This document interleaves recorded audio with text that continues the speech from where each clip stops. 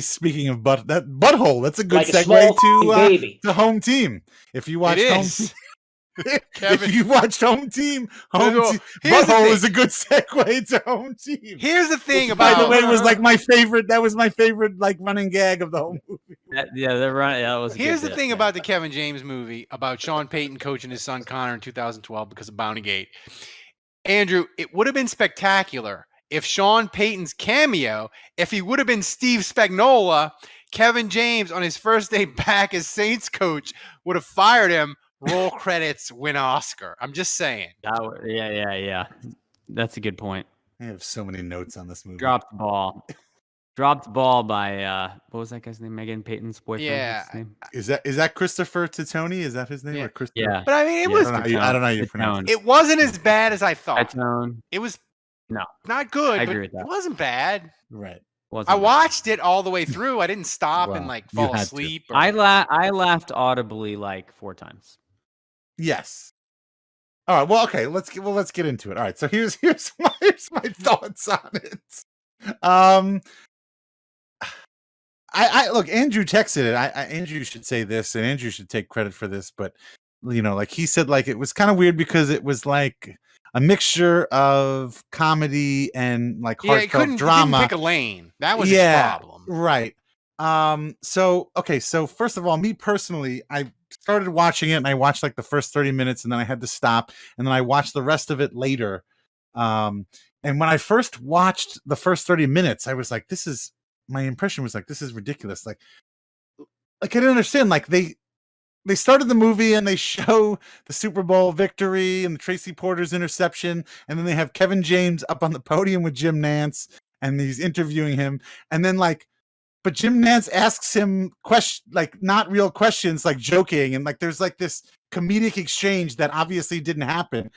And like, when you have that, I think to Andrew's point, like when you have that, it's like, okay, this is already in the first 2 minutes of the movie. This is already, you've taken you've taken a real moment and you've added to it and you've made it a little absurd. You've established something.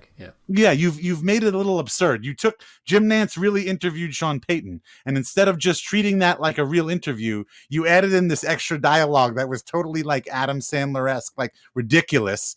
And so it's like, okay, so now, I'm looking at a realistic, a silly movie, and then you get into the heartfelt stuff, and it's like, I don't know, but I thought it was watchable. I thought it was totally watchable. Little Connor. My kids liked it. Yeah, I mean, in your interview with Connor, he mentioned Little Giants. Little Giants is still funnier than this. I'm sorry, but I mean, The Replacements?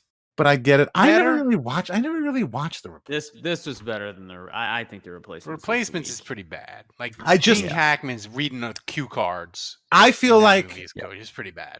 I feel like they should have just made them. They should have made the movie. They should have adapted the Sean Payton story and just made it totally random people. And just taken the crux of the story, an NFL head coach that gets suspended. They shouldn't have made it actually Sean Payton, and they shouldn't have made it actually the Saints. They should have I think they should have just gone full fictional with it, and just made it a totally fictional, funny movie, and not try to squeeze in the heartfelt stuff. No. It could be you can have a movie that's heartfelt and has funny moments. I have no problem with that, but it's just weird.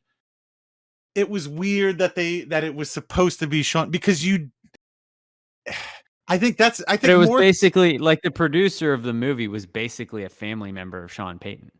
Well, it's his daughter's boyfriend. Yeah. If you're making the movie about Sean, to me, if you're making the movie about actually Sean Payton and actually the Saints, then it should be a realistic movie. And it's weird that you mix reality with total farceness, farcical, whatever. Farcical, yeah. Like that's what's weird to me about it. Like just make the silly Adam Sandler movie, use the actual basic plot line of an NFL head coach game, but just change the name of the team, change the name of the guy, because when You've you already add, thought way too hard about this, Dave. They needed the opposing coach to be more insulting to Sean Payton. Like they needed him to drop 7 and 9 references. Oh, yeah. See, you should have been a script writer, Ralph. I mean, like That's genius. you could you could have had that coach slam on Sean Payton way more. yeah, he was like cheesy. He was like cheesy insulting. Yeah, he could have that coach should have been running. Should have been plays Shooter and being McGavin. like, They should have brought that Shooter was the Vernon Davis. They should have Like, brought Shooter McGavin back for that. They should have reprised Shooter McGavin. Shooter been like- McGavin should You have should have been like that this coach. receiver's in your head like Joey Galloway. Yeah, like the villain coach, they whiffed completely. Like, yeah. But I did think it have funny moments. The running gag with the kicker and kicking the guy and then kicking the ball into the kid's butt and him always saying, "Oh, my butthole!" And then like at the end of the game when he kicks it over his butt. And they show the clip of the kid, and he's like waiting for it. Like they show his face, and his eyes are wide open. He's like waiting for it to hit his butt, and it doesn't hit his butt, and he's like really excited. I thought that was funny. But also, there was SB Nation did a ridiculous. The what? The puking scene. Was Yeah, so that's. stupid. I mean, that's so. Yeah. Yeah. should have so gone stupid. Mel Brooks, Blazing Saddles, farting. Right. And also like as the SB Nation did a review, they had a guy who stayed up till 3 a.m. to watch it as soon as it came out. And I thought the one point he made was funny. You know, he said, in what world would somebody leave Kevin James for as a husband for what's his face who plays the weird yoga Rob Schneider. Yeah, Rob, like who would ever leave Kevin James for Rob Schneider? Both in real life and in character. It made no sense, but Rob Schneider is looking rough. But it was interesting. And you had Connor on. You could have been asking him the deep questions. You could have, like, hey, is this how close to real life is this? Was his relationship with his father really Frayed? No comment. Yeah, really frayed. Did he really have to earn some trust back? Still a good interview. Connor gave us some good tidbits about how he vandalized the dome. Yeah. Biloxi Blues had a funny comment in the chat. He said, "What would the fictional team name be, Dave? Would it be the Redskins?" Saints to Death says, "Dave, you're really into butt stuff." He is. Love butt stuff. Love it. And Ralph's Ulrich, pants just got tighter. But yeah, they did. Ulrich says this is why I skip Happy Madison movies. Yeah, but America does Billy Madison, Happy Gilmore. I mean, those are legendary movies. Come on. Yeah. Adam Sandler has a lot of good movies, and he has a lot of horrible. Well, the good I movies. will say were this. long This time this ago. movie was way better than Little Nicky. Way better. Yeah. And Hubie Halloween. Hubie Halloween is a hate crime. Yeah.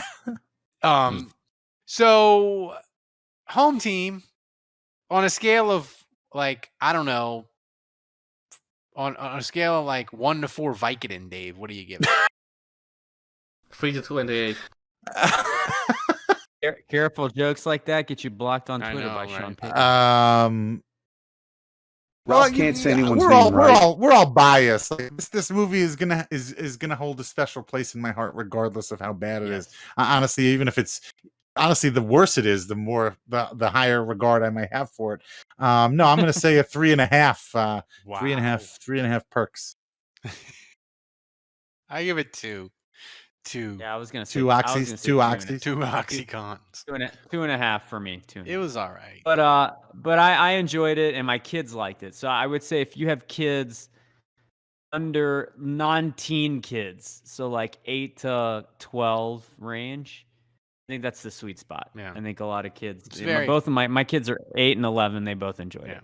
It's very fan. It was. What's that movie with Gordon Levitt? Where he wore the Gleason jersey, God, yeah, like Power Pill. It's way Joseph, better than that. Power. Was that what it's called? Or just Yeah, Power? that- Was it just Power? Yeah, that movie's terrible. Saints to Death asked me to text Connor right now and tell him to block both Dave and Ralph on Twitter. Oh, I mean, I think Ralph for sure after his grading scale there. Solve your problems with aggression. Thanks for watching the Saints Happy Hour. Subscribe to our YouTube channel, then find us wherever you get your podcast, And finally, go to saintshappyhour.com and become a patron of the best Saints podcast on earth.